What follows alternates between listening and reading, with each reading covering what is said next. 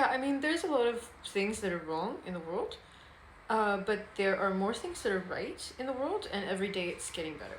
We do have a negativity bias, so our brains in the mental sphere, our brains tend to focus on problems. A, because it likes problems. That's kind of part of what the brain likes to do, is actually chew on problems.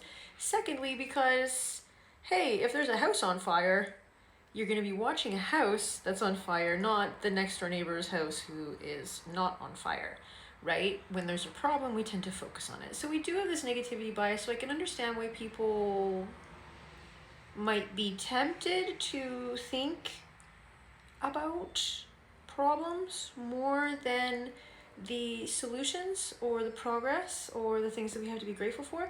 But the reality is that in every measurable way, the world is getting better every day. The reality is that human nature is good. There are pretty much no people on this earth who wake up and decide to do a bad thing to somebody else. That's why we have that term, or that saying, hurt people, because people are just unconsciously taking out their crap on other people. So in that world, the world that we genuinely live in, like, good abounds, right? Everybody just wants to get along. Even the people who are doing harm, like, they're just acting out their pain because genuinely they want it to be healed. They're probably externalizing and wanting other people to heal their pain for them. But really what they're coming from is a place of wanting things to get better.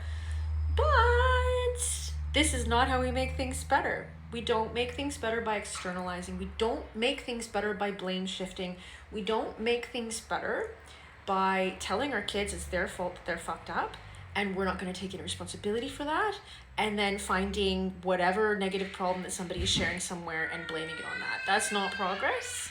All right? Even though it's coming from a progress place, you'd like things to be better, so you're finding an excuse to push it off so that you feel like there's not a problem.